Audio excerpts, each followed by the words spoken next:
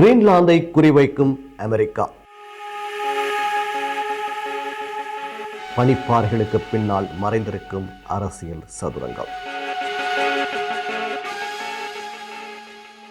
உலகிலேயே மிகப்பெரிய தீவு கிரீன்லாந்து. 80% ராட்சத பனிப்பாறைகளால் நிறைந்த ஒரு நாடு. அந்த நாடு வெள்ளை நிற பாலைவனம் போல் பார்ப்பதற்கு தெரிந்தாலும் கூட உலக வல்லரசுகள் மோதிக்கொள்ளும் மையப்புள்ளியாக இது மாறியிருக்கிறது. உண்மையிலே அமெரிக்கா இந்த தீவை வாங்குவதற்கு ஏன் இப்படி துடிக்கிறது? உண்மையில் இது வெறுமனே நிலம் வாங்கும் ஒரு ஆசைத்தானா, அல்லது இதற்கு பின்னால் உலக அரசியல் மறைந்திருக்கிறதா என்பது தொடர்பாக இந்த காணொலியில் விரிவாக பார்க்கலாம். கிரீன்லாந்தை அமெரிக்கா வாங்க விரும்புவது இன்று நேற்று தொடங்கியது அல்ல. 1867 ஆண்டு இதற்கான பேச்சுவார்த்தைகள் முன்னெடுக்கப்பட்டன. இரண்டாம் உலகப் போருக்கு பின்னர் 1946 ஆண்டு அமெரிக்க அதிபர் ஹாரி ட்ரூமன் $100 மில்லியன் கொடுத்து கிரீன்லாந்தை வாங்குவதற்கு முயற்சித்தார். ஆனால் அது சாத்தியப்படவில்லை.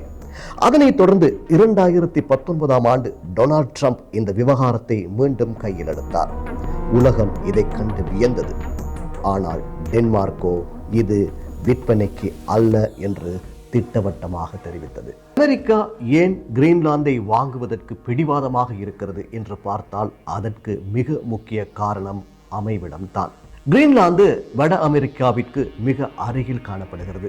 ஆகையினால் தான் அதை வாங்குவதற்கு அமெரிக்கா துடிக்கிறது. அதாவது ரஷ்யாவிடமிருந்து வரக்கூடிய ஏவுகணை தாக்குதலை தடுப்பதற்கு இது ஒரு முக்கிய மையப்புள்ளியாக காணப்படுகிறது. ஏற்கனவே அமெரிக்காவின் சக்தி வாய்ந்த ரேடார் தளம் இங்கு காணப்படுகிறது. இதுதான் அமெரிக்கா கிரீன்லாந்தை வாங்குவதற்கு முயற்சிப்பதற்கு முக்கிய காரணங்களில் ஒன்றாக அமைந்திருக்கிறது. அடுத்து மிக முக்கியமான காரணம் பனிக்கட்டிகளுக்கு அடியில் புதைந்து கிடக்கும் புதையல். கிரீன்லாந்தில் தங்கம், வைரம், யுரேனியம், அத்தோடு இன்னும் பல அரிய வகையான கனிமங்கள் கொட்டி கிடக்கின்றன. நவீன ஸ்மார்ட் போன்கள், அதே போன்று மின்சார கார்கள் போன்றவற்றை தயாரிப்பதற்கு இந்த கனிய வளங்கள் மிக மிக அவசியமாக காணப்படுகின்றன. தற்போது இதில் சீனாவின் ஆதிக்கம் தான் அதிகமாக இருக்கிறது. அதை முறியடிக்க அமெரிக்கா கிரீன்லாந்தை ஒரு வாய்ப்பாக பார்க்கிறது. சோகமான உண்மை என்னவென்றால், புவி வெப்பமடைவதால் கிரீன்லாந்தின் பனிப்பாறைகள் வேகமாக உருகி வருகின்றன. இதனால் இதுவரை மறைந்திருந்த இயற்கை வளங்களை எடுப்பது எளிதாகி இருக்கிறது. அது மாத்திரமல்லாமல் ஆர்டிக் பகுதியில் புதிய கடல் வழித்தடங்கள் உருவாகின்றன. இது ஆசியாவிற்கும் ஐரோப்பாவிற்கும் இடையிலான பயண நேரத்தை பாதியாக குறைக்கிறது. இந்த வர்த்தக பாதையை தனது கட்டுப்பாட்டில் வைத்துக் கொள்வதற்கு அமெரிக்கா விரும்புகிறது.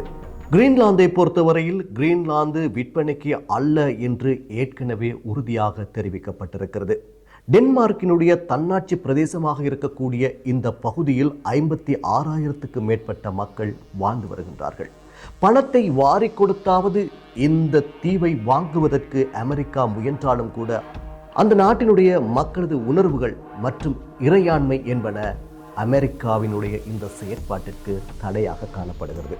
கிரீன்லாந்து வெறும் பனி பிரதேசம் மாத்திரமல்ல, எதிர்கால உலக அரசியலை தீர்மானிக்க போகும் ஒரு சதுரங்க மேடை. எனவே அமெரிக்கா தனது முயற்சியை கைவிடுமா, அல்லது வேறு வழியில் கிரீன்லாந்தை கையகப்படுத்திக் கொள்வதற்கான நடவடிக்கைகளை மேற்கொள்ளுமா என்பதை பொறுத்திருந்து பார்ப்போம்.